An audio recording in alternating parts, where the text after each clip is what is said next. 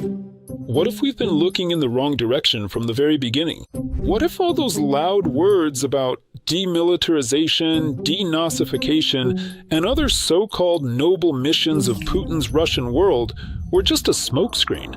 What if even conquering Ukraine wasn't the ultimate primary objective? Look, from the very beginning we were told this would be a swift, decisive, and victorious war, that Kyiv would fall in just 3 days, and that NATO would withdraw in a state of total panic. But time goes on, the war doesn't end, and the number of victims keeps growing. And despite Ukraine enduring immense and widespread suffering, the one significant thing that is currently undergoing a transformation beyond all recognition is Russia itself. But what if the so-called special military operation was never really about territory, but was planned from the start as a tool to completely reshape Russia itself? After all, Russians were told that this was a war against the West. But why are they the ones under pressure? Why are some Russians being sent to prison, others to the front lines, and still others into utter poverty? Why is it that now the word peace is considered extremism, and any criticism of the authorities can cost you your freedom? What if all of this isn't just a bunch of random side effects, but a carefully planned process? I'm absolutely convinced that Putin used the special military operation not to finally defeat Ukraine, but to defeat Russia itself. And now I'm gonna prove it to you. But first, subscribe to this channel and hit the bell to get notifications about new videos. Please do not forget to like and share your thoughts in the comments. By doing so, you help support and promote this video. And if you want to support the creator, check out Patreon and buy me a coffee. All the links are in the description and the first comment.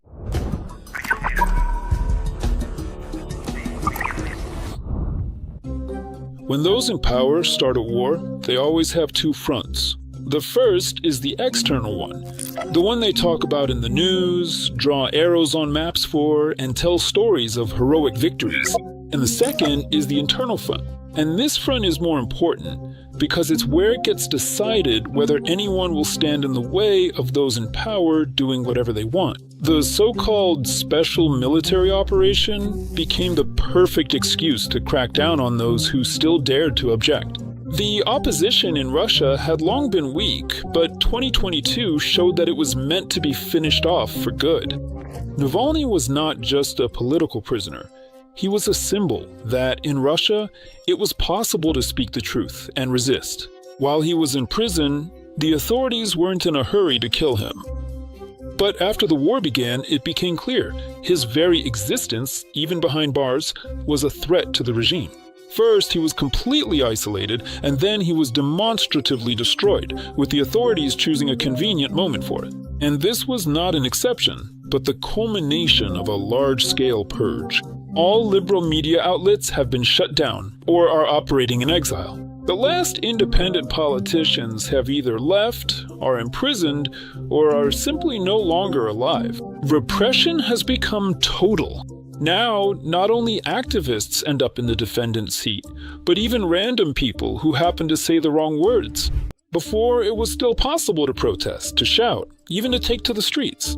Now, Russia is a country of complete silence.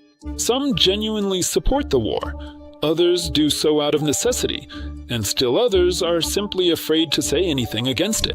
But most importantly, now there's not even the illusion left that anyone can challenge the authorities.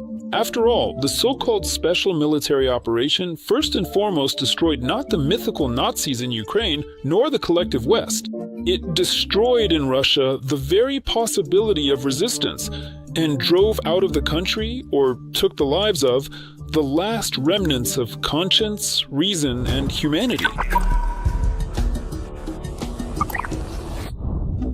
Every major conflict requires the mobilization not only of the army, but also of the collective minds of the people.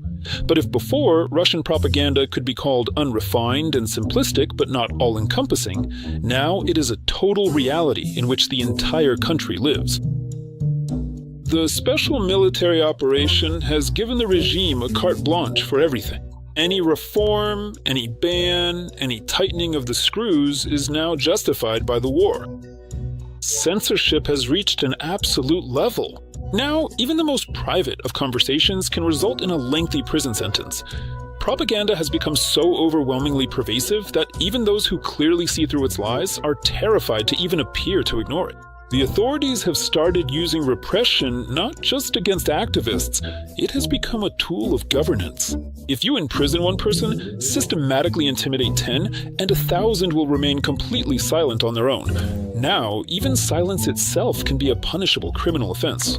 Insufficient patriotism, a lack of public support, and a suspicious political stance, these vague and arbitrary accusations allow the authorities to effectively remove anyone. But perhaps the most frightening thing is how society is turning into a machine that suppresses itself. Informing on others has once again become the norm.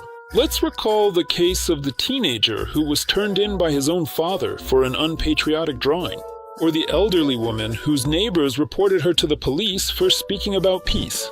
Children are encouraged to inform on their parents, employees on their colleagues, and even ordinary citizens on each other. And this isn't just simple fear, it's a fundamental reprogramming of human consciousness. People aren't just afraid, they begin to genuinely believe that betraying others for the sake of the authorities is their highest form of patriotic duty. The Russia we once knew no longer exists. Now it's a country where the authorities don't just govern society, they've created a new type of citizen, for whom fear is the norm, war is a necessity, and freedom is a crime. The so-called special military operation isn't about defeating an external enemy. It's meant to ensure that no one inside Russia ever dares to say no again.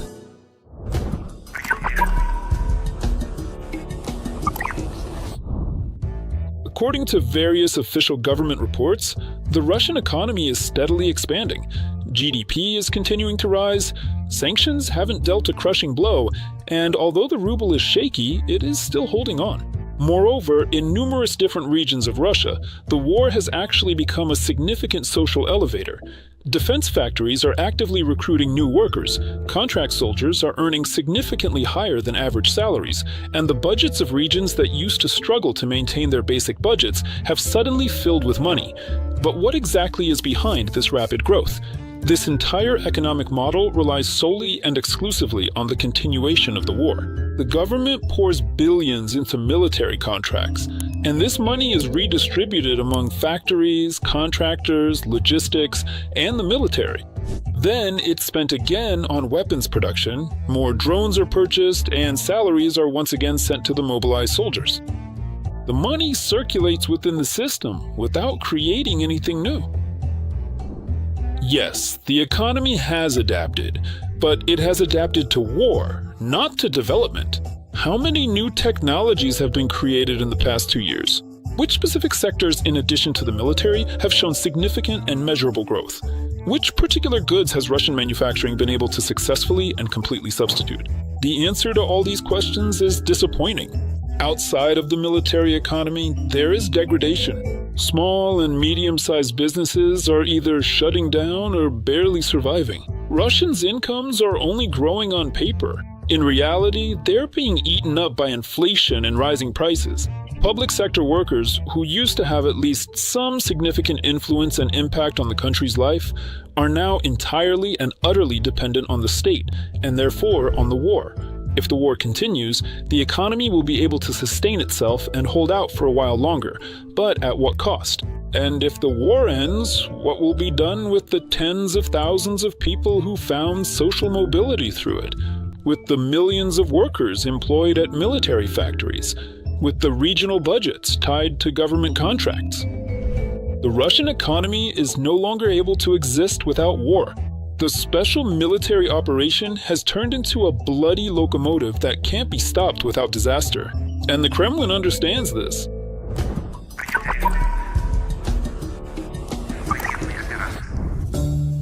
There are countries where war is a tragedy, and there are countries where war is an ideology.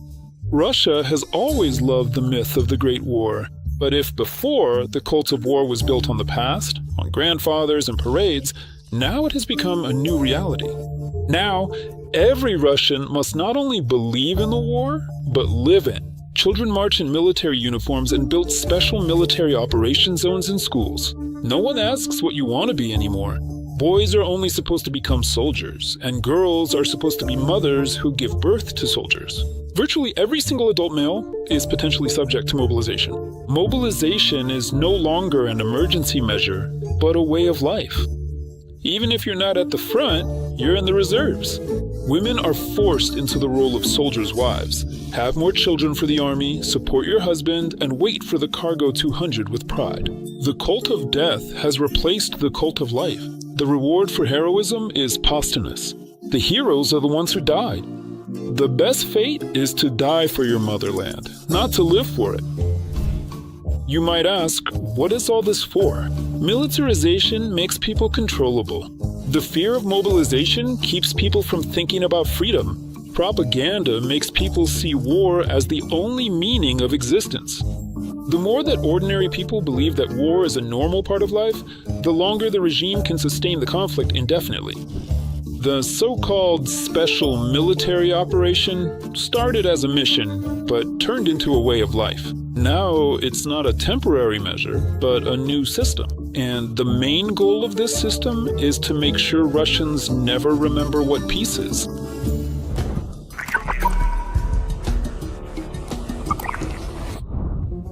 Russia has historically never functioned as a democratic country, but in the most recent several decades, the Kremlin at least created the illusion of a certain degree of progress. Now even that illusion is no longer needed.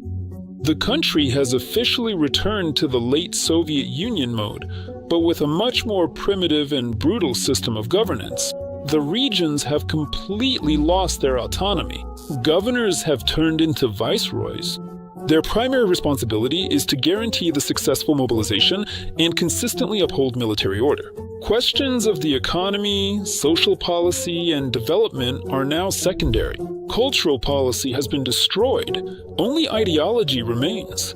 Any independent thought is suppressed, and art has been turned into military propaganda. Theaters stage plays about the special military operation, movies tell stories of heroic deeds, and writers compete to see who can describe spiritual values more beautifully.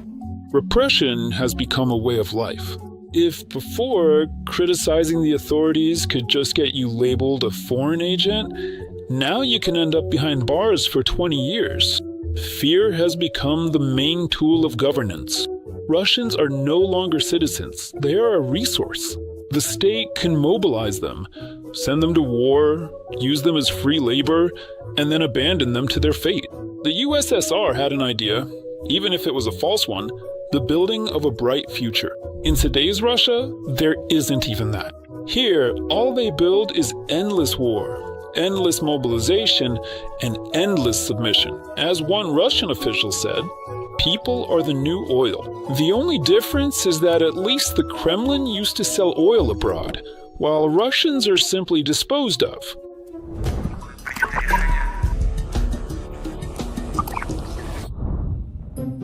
Every war has its price. But the war that Putin started turned out to be a war not for Russia, but against it. At first, the propaganda claimed that the so-called special military operation was a battle for the country's future.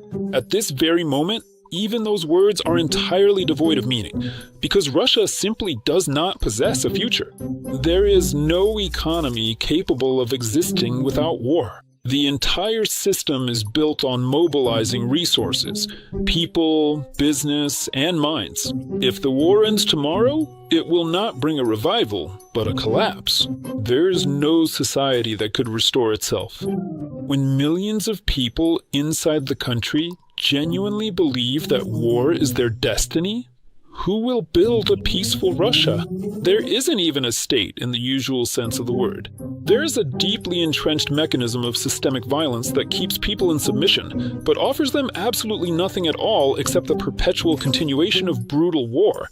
Putin promised a great Russia, but built a country that can exist only as long as it continues to kill and continues to die. He subjugated it, took control, and closed off any space for choice. But how can you govern a country where there's no longer any development or meaning? Russia has ceased to be a subject of history. Now it is just a territory where the power machine grinds on endlessly. But what comes next? What happens when war becomes eternal and mobilization becomes the norm?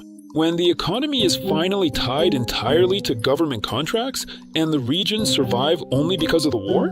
When fear stops working because people have nothing left to lose? What will happen when Putin himself becomes a hostage of a system that only knows how to wage war but doesn't know how to stop?